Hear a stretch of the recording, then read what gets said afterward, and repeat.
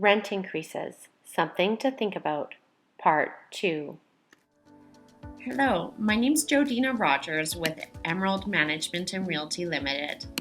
Thank you for joining me today in Part 2 of the presentation, Rent Increases, Something to Think About.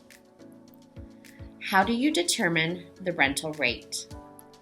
Increases can be done by a nominal rate to the base rent tied to an index, a percentage increase, or increase of operating expenses. It is very common for individual landlords to look at the overall operating expenses of the property, mortgage cost, taxes, utilities, repairs, and then come up with a rental rate based on the amount of profit they want. However, this approach really has nothing to do with what the local market or what tenants should be paying.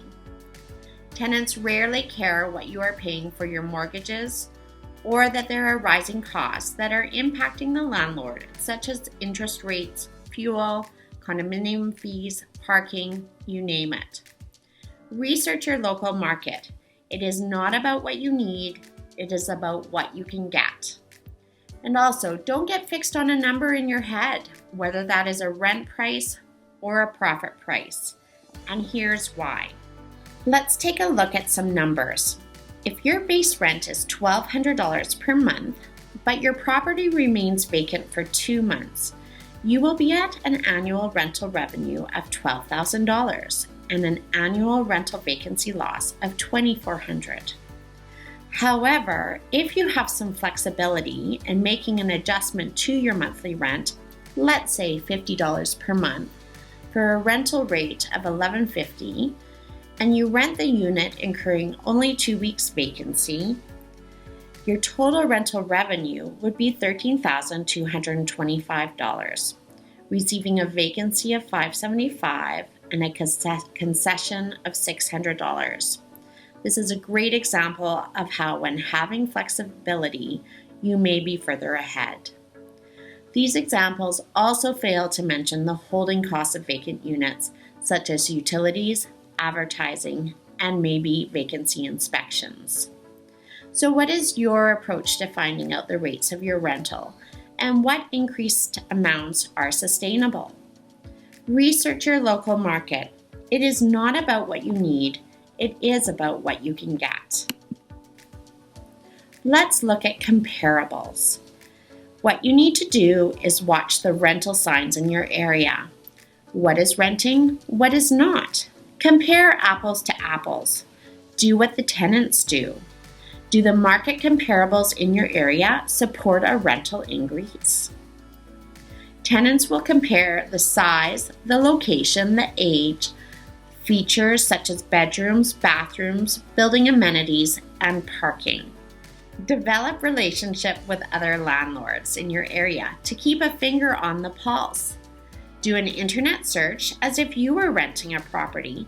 Find out what product is on the market, identifying the rates and the risks. If you are a private landlord, call a professional property management company in your area. Professionals use comparables to set the rent price. You will get an accurate rental price and develop a good relationship in the event you ever need help. Know how to make quick adjustments to keep up with the prospective tenants. Tenant criteria and income group.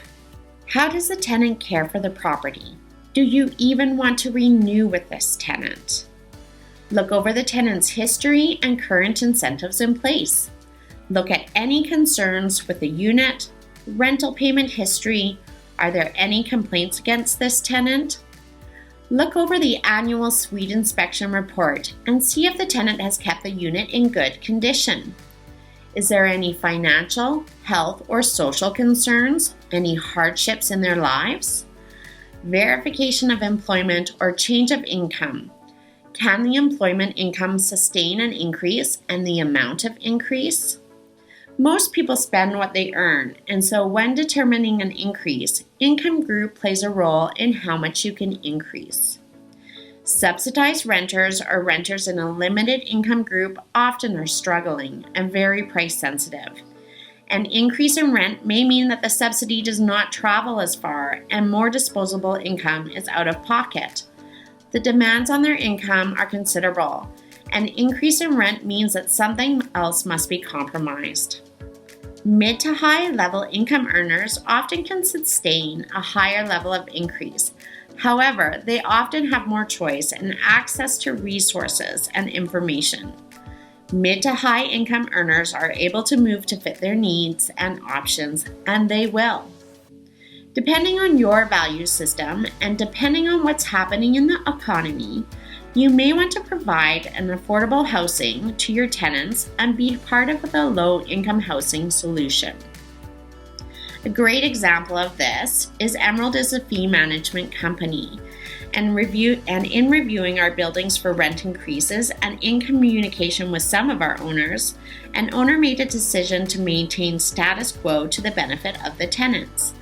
The rationale and reasoning: he didn't want to put the financial burden on the tenants and change the relationship. This is a very conservative approach. It is also a good reminder that not all owners have the same investment goals and expectations. Social media and tenants. It never hurts to be mindful of your communication with tenants. There are more online forums these days where tenants can communicate concerns in a loud way that they may impact your reputation, good or bad, true or not. Upgrades to the unit. Look at the repairs and renovations that have been done to a unit either in the past year or in general. Is it a corner unit with large windows, a top floor, 2 balconies, Versace tiles, a new dishwasher, new paint, or new carpet?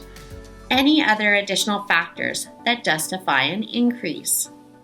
If there is a renovation request, review it. If there are other units available for the tenant to move into this, it may be a good option if the price is agreed to. However, if the tenant wants to stay in the unit, factor the renovation cost into the suite price if they moved out as part of their decision and process to assist with justifying the amount of rental increase. Finally, is it time for change? What are the indicators that you are seeing in your properties? There should always be a margin between the rent being collected for each unit type, the market rent, and the street rent, the rate the property is being asked of prospects walking through the door. This includes market acceptance. The street rent should always be higher than the amounts of the increase being provided to the tenants. Thank you again for joining me today for part 2 of rent increases. I look forward to session 3 next time.